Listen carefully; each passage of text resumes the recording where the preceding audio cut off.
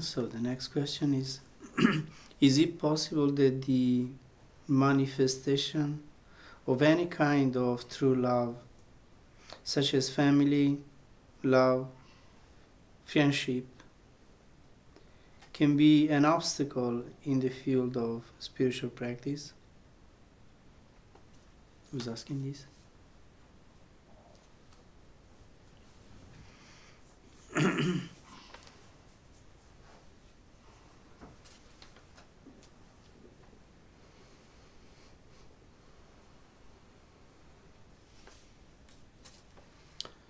Master Kripal used to say, we are social beings and we need to live a social life. A social life implies family, implies a partner in life, friends, of course. So, I think it's natural for a human being to have all these kind of loves or connections. Family implies children, parents. It's just normal. And it shouldn't be an obstacle in the spiritual practice.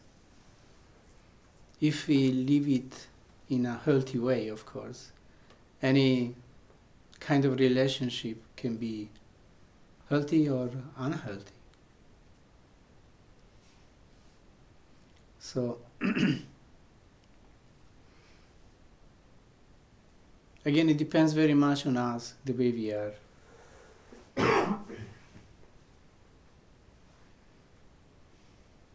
At this point in my life, I see that really it's our nature, our psyche, our way of thinking that then creates a certain energetic field around us that creates all possible situations in our life. Because life it's a matter of affinity. Really, the law of affinity brings together everybody and brings far from each other everybody, if there is no affinity. The other day I made this example of a diapason that gives a certain frequency. If you put a set of diapasons in another room and you play this diapason, it vibrates only those which have the same frequency, the others will not vibrate. Because that's how it goes. There must be a similarity that brings us together. Of course, then, in time, since we are all on a evolutionary state, in a moving state, things change. So, also to people that at some point might have a strong affinity, then after a few years they might not have it anymore, as much at least, because maybe somebody has taken up, by the way, can be a spiritual path, it's acquired a certain philosophy of life, and the other one stays the same, no change. So of course this creates a gap, distance, which sometimes is possible to to adjust to, sometimes it's impossible. Then depends also on the capacity of any individual to stand, to face difficult situations. I have a sister, and when I came back from India in the very beginning, I was very enthusiastic and very uplifted, really. So in my family, they all saw it. And she had a spiritual, she was married already, and she had a child, a boy. And gradually she became interested on the path and she took initiation. This was at the time when I began giving initiation for Sant Singh. It was 1978. So she really became interested on the path, took initiation, and she was doing a spiritual practice. Her husband, for him, it was poison, the path. Just the thought of something beyond this physical world, the thought of sitting in meditation, having a different approach to life, made him just mad, just really crazy. So much that maybe he thought of killing me because I had involved my sister into this. So one day he came to talk to me. I was living in Milan at the time. He came to talk to me and he said, now you have involved your sister in all this story. I can't take it, that's all. To me it's poison. So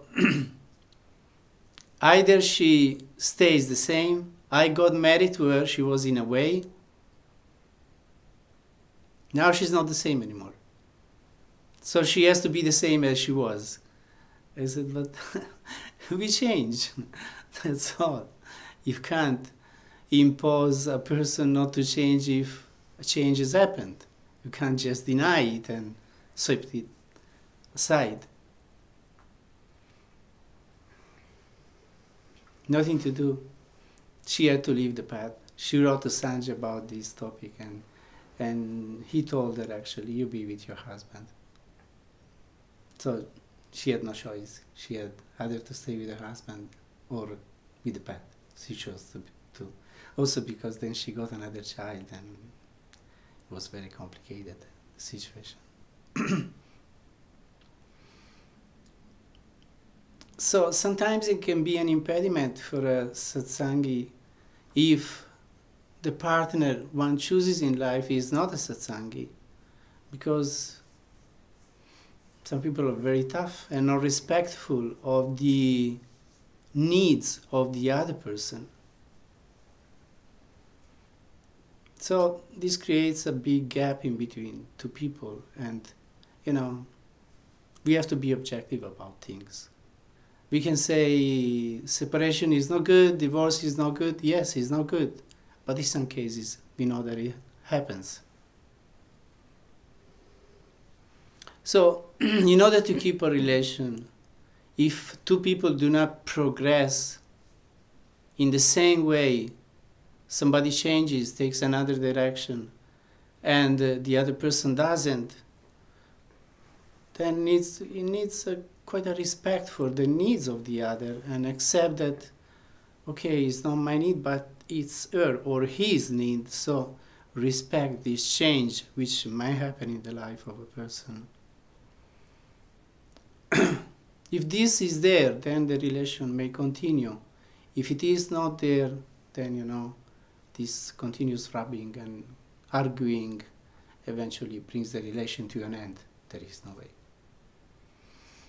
But if the relation is with somebody who is spiritually inclined and understands what we are doing, even if she doesn't fully do what we do, but at least cooperates with us and doesn't become an impediment, then it's very lucky, I would say. It's a very lucky situation. And this is not so impossible to keep. It's impossible when, as I said before, we take completely different direction and the other doesn't respect what we are doing. Moreover, what I have seen is that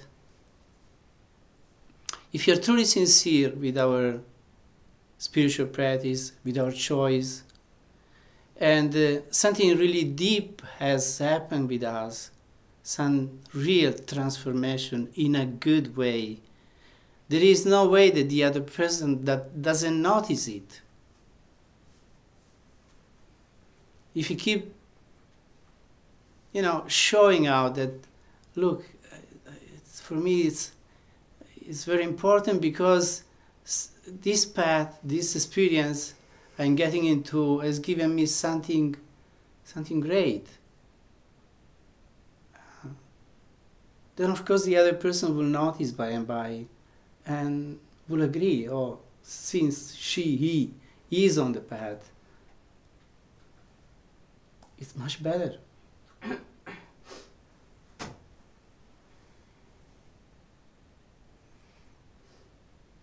You know, when I was initiated, in my family there was nobody.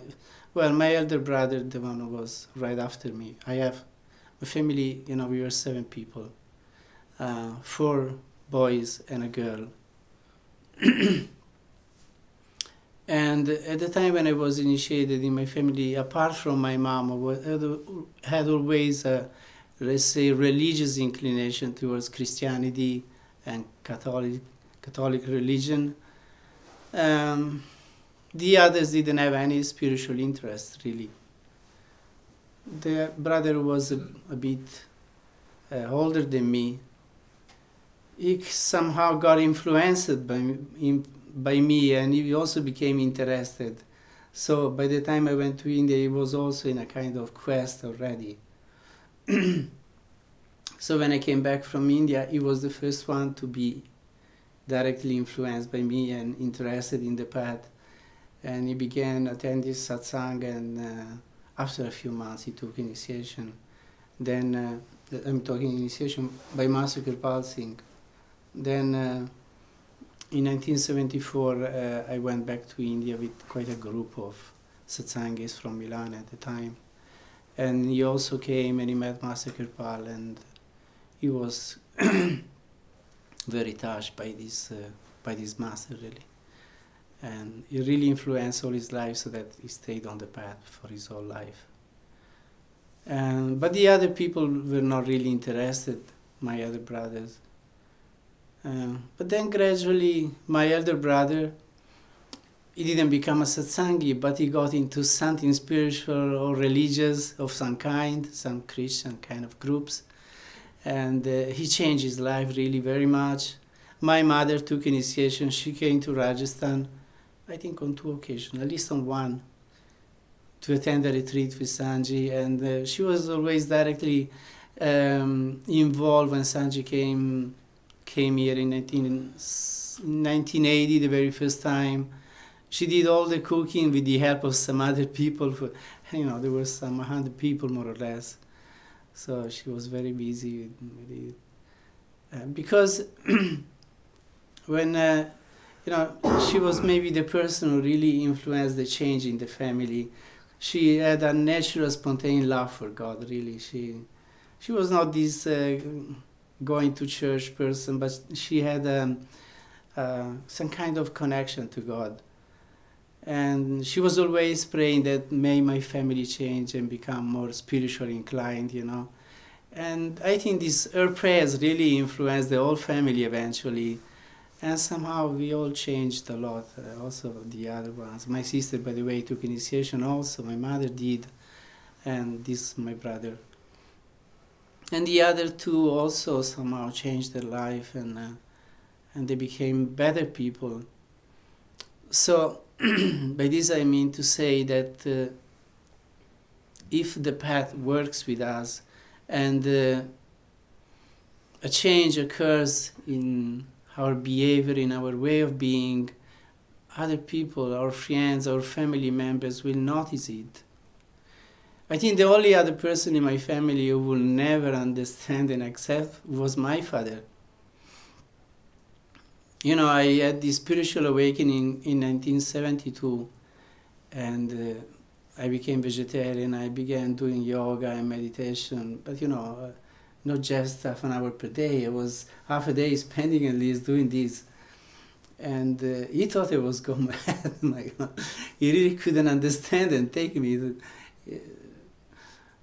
My relation with him was always kind of cool, you know, kind of distant. Because he always, since I was a child, he always understood that he couldn't have a grasp on me, you know. He couldn't control me. So he couldn't take me really the way I was. And when I became spiritual, by the way, I really thought I had gone crazy. So I think after coming back from India and sitting all day long in meditation, he would have gone mad with me. So you know what happened? He died, simply. And he was taken away from my life.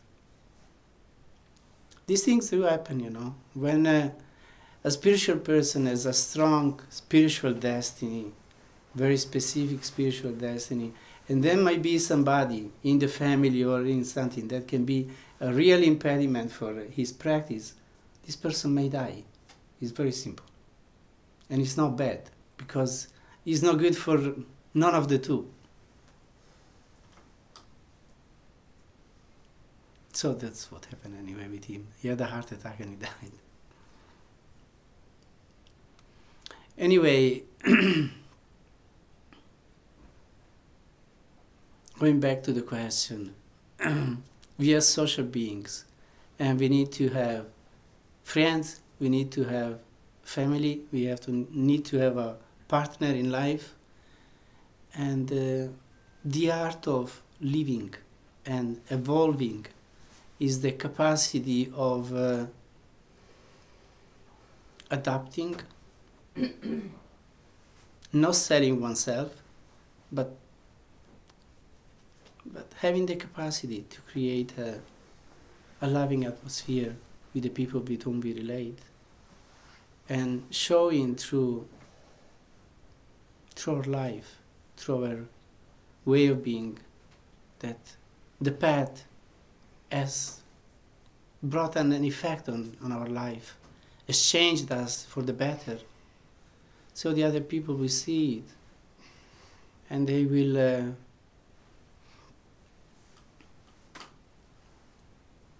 maybe they will also become interested and take initiation and follow the path. Or take some other path, but understand that there is something more in life than just eating, drinking, and amusing oneself.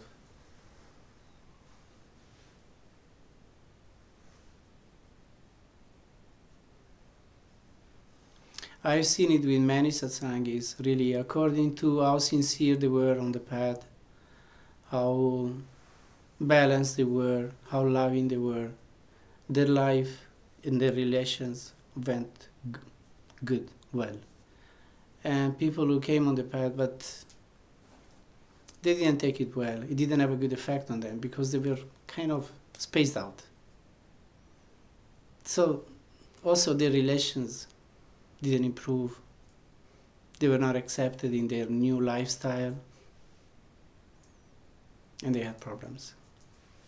So it very much depends on us, the way we do things. If we do them in a loving, harmonious way, and we show to the people with whom we are connected that the path is doing good to us, then they will see it, they will accept it. So we shouldn't interrupt our relations because we come on the path. We should try to make them better, show that the path is working with us. And I can show you that I am a better person. As I said yesterday, running away from situations is not always good. Sometimes it's impossible. I mean, it's unavoidable sometimes. But we shouldn't change and keep changing situations all the time. Otherwise, where do we end up?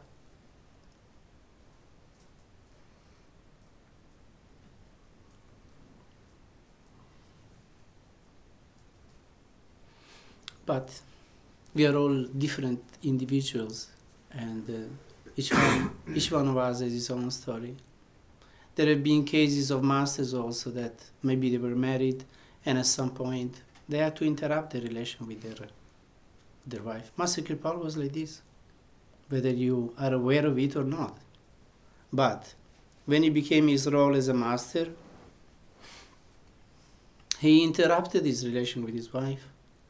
He sent his wife to live with his son, Darshan Singh, who was living in Delhi and had an apartment there. And first he went to Rishikesh, And he spent some few months there. Sometimes they say 3, sometimes they say 5, 6 months, doing his spiritual practice before he became his mission. He began his mission. And then he went back to Delhi and he began this Savan Ashram, this his first ashram in Delhi. And Taiji went to live with him. Taiji was a lady who was initiated by Baba Savan Singh, and she was married to a certain Moti Ram, who was a goldsmith. So it was a well-to-do family. But there was a very, very big difference in age in between Taiji. Her real name was Bibir Devi. And between she and her husband, there was like some 30, 40 years difference. In India it happens sometimes that girls are married to elderly people because maybe they are rich, because and he had been married already before, and he had a couple of children from the previous wife. And when he got married to Taiji, he lived for a certain period. Motiram was very instrumental also in building up the Satsang Hall in Dera Beas. He gave a lot of donations to Baba Savan Singh to build that big hall which they built there. So Taiji was very close somehow to Baba Savan Singh. And at some point Motiram, he was very old and he died, but Taiji was still quite young. And so the children of Motiram, those he had with the previous wife, from the previous wife, they kick out Taiji from the house and they said, "This is our place and you just get out from here." So they didn't give her anything from the, from the belongings of her husband. The children took everything. But thanks God, Motiram, before dying, he gave a certain sum of money to Baba Savan Singh for her. So Master Kirpan knew about this, but she didn't know. So she decided to commit suicide. She had a daughter,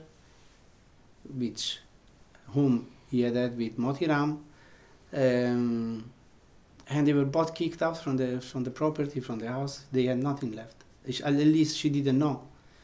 And Baba Savan Singh gave this money to Kirpal Singh to keep for her. And she went to Rishikesh, and she was going to jump into the river. When the river is, when there is the rainy season, the Ganga is very, very strong, and if you jump into it, you definitely die. So she was going to jump into it, and it is said that Master Kirpal arrived, and he saved her life. He just told her, "What are you doing?" And she said, "What do I live for now? What will I do?" And he said, no, your husband left money with Master for you, and I have this money. So she went back to Delhi and like this. And then eventually she helped Master Kirpal a lot in building Savan Ashram also financially. And she went to live with him in the same house. He was living upstairs. He had a room. I don't know if you have been in Savan Ashram, but there is, inside of his house, there is the first floor, the down floor, and there is an upper floor where Master Kirpal used to live, and Taiji was living down there. And so this is a fact. From then on, his wife lived with Darshan Singh, and he lived in Savan Ashram, and Taiji took care of him, of his needs. There have been other masters who had stories like this. Aurobindo, for instance, he also had a wife. And at some point they became very, very distant, spiritually speaking. He had very powerful experiences, and so he began his spiritual work as a guru and this and that. And his wife just couldn't cope with it. She had no mentality of this kind at all. And there also the relation ended. So These things do happen. We may like them or we might not like them, but these things do happen. So everything is possible anyway. These are exceptions, I would say. But the rule should be different. The rule should be that if the path works with us, we should be able to change the life of the people around us. Maybe it's not always possible, but most of the time it should be possible.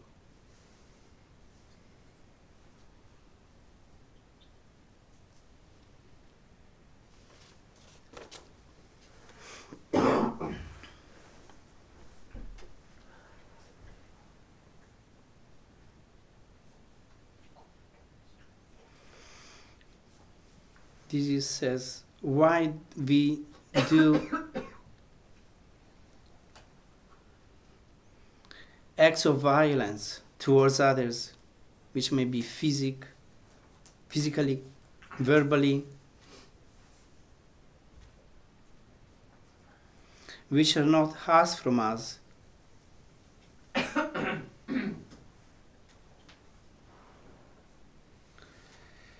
even if what we do or we get belongs to us. It's very clear. So why do we do to others acts of violence, physically, verbally,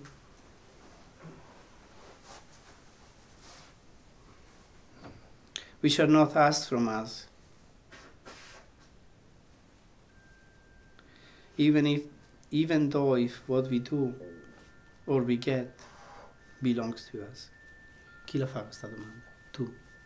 Ma non è chiaro, Francesco, scusami. Me la vuoi fare verbalmente adesso? Perché non... So che quello che facciamo o riceviamo ci appartiene, però non ho capito bene questo appartiene che significa. Mm-hmm. La violenza si vede tutti i giorni, si sente e via dicendo. Quindi tu questa domanda la fai per un fatto tuo personale o perché lo riscontri negli altri? No, in generale. In generale. No, non qua, insomma, fuori da qua. Però se lo fa pure qua, insomma.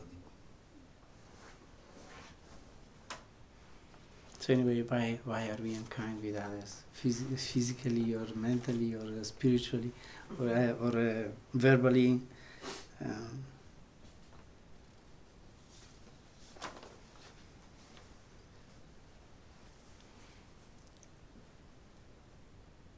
Now I speak both in English and in Italian. So we all have a certain nature, and accordingly we speak, we act, we do everything. Quindi tutti noi abbiamo una certa natura e secondo la nostra natura parliamo in un certo modo, pensiamo in un certo modo, ci comportiamo in un certo modo. Quindi è molto difficile cambiare la propria natura. It's very difficult to change one's nature. La sola possibilità che l'uomo ha di cambiare la sua natura è di diventare un satsanghi, direi una persona spirituale. The only chance for a person to change one's nature is if she becomes a spiritual practitioner of some kind. Otherwise, for most of the people, it's really impossible to change one's habits. Altrimenti, per la maggior parte della gente è impossibile cambiare le proprie abitudini. E devo dire, l'età non ci aiuta in questo, and I must say the age doesn't help in this. Usually, when we grow older, if we have a certain kind of attitude, certain violent or aggressive, unkind attitude, we become even more unkind and more violent. E l'età non ci aiuta in questo, in genere. Diventando più vecchi, se abbiamo una natura violenta, aggressiva, scortese, lo diventiamo ancora di più. Tu mi dicevi di tuo padre che invecchiando divento sempre peggio, no? So he used to tell me about his father that by becoming older, he grew always worse. He became always worse. So, yeah, what we can see, what's very obvious, only people who take up a spiritual path and something very meaningful happens to them on the spiritual path, they change their nature, they change their habits and their attitudes towards life in general and their relations. Otherwise it's not possible. And of course, what we do to others, others do to us. E naturalmente quello che facciamo agli altri lo fanno a noi. Quindi se siamo gentili con gli altri saranno gentili con noi. So if you are kind with others, others will be kind with us. Se siamo scortesi con gli altri saranno scortesi con noi. If you are unkind to others, others will be unkind to us. So again, everybody wants to be right always. I am the right one, the other person is the wrong one always. But it's not like this. I mean, if you are a bit intelligent, we can understand that if you have troubles relating to others, it can be just always the fault of the other person. Quindi se abbiamo problemi a relazionarci con gli altri, non possiamo sempre dire è colpa di quell'altro. È assurdo, non è possibile. Parte della colpa deve essere per forza anche nostra. Per cui poi si instaura questa catena di cause ed effetti continua e la gente ci annega in questa catena di cause ed effetti. Then comes into play this chain of causes and effects and people get drawn into that. So we know, all of us, that relations are not easy because we are difficult. Quindi tutti noi sappiamo che le relazioni non sono facili perché noi siamo difficili.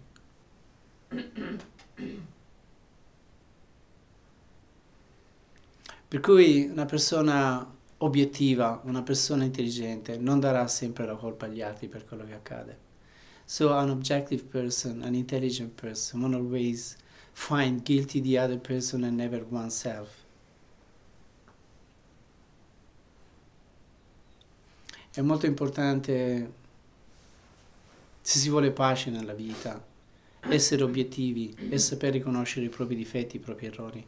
It's very important if you want to be objective with life, to be able to recognize one's faults, one's mistakes, and not always pass on the fault to others.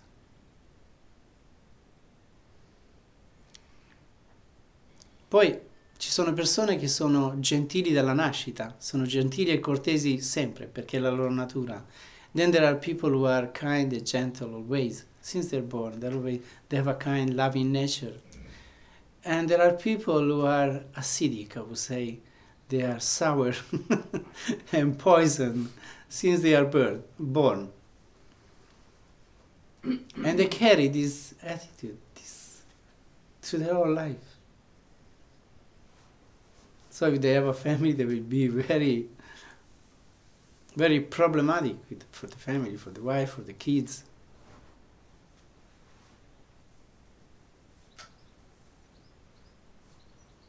Once I was watching a documentary about Stalin's life. Why he was like this.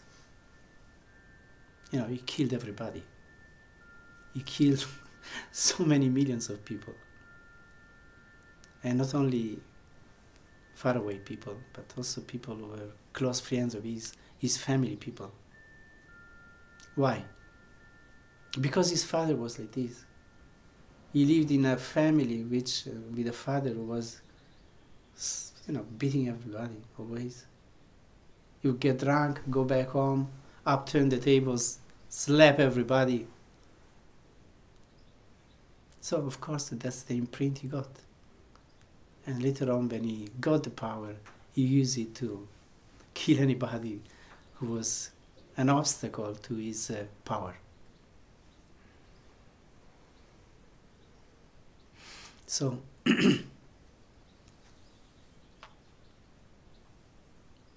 so many circumstances in life go to shape what we have to be. Because after all, we come into this world with a certain destiny. We are meant to do certain things. And the situations, the family, the parents, the friends, the teachers that we get into life, they will be in a certain way just to shape our character in a certain way, so that we will perform in life just what we are meant to perform. That's how life goes. It may seem absurd, but there is a destiny for each one of us, and life goes exactly that way, according to our destiny.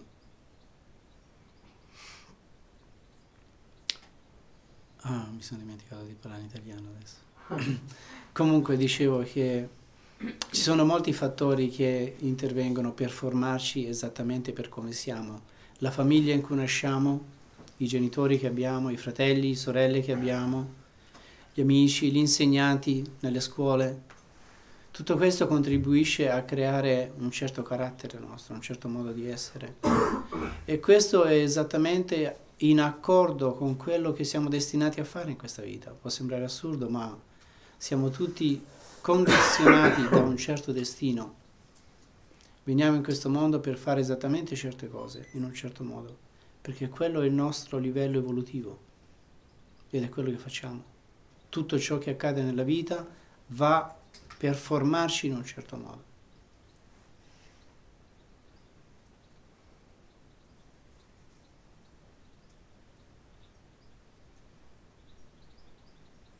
Però per un satsanghi ci dovrebbe essere una differenza. Il satsanghi dovrebbe cercare di migliorare il proprio carattere. Questo è lo scopo dell'essere sulla via. But for a satsanghi it should be different. A satsanghi should try to improve one's life, improve one's way of being. Otherwise, why are we on the path?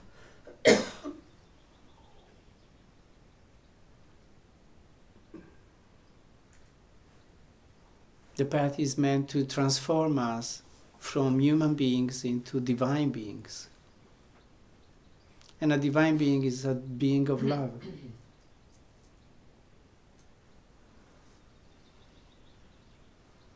It's a long process, but if you keep being on the path, by and by we change, really, drastically, and deeply we change.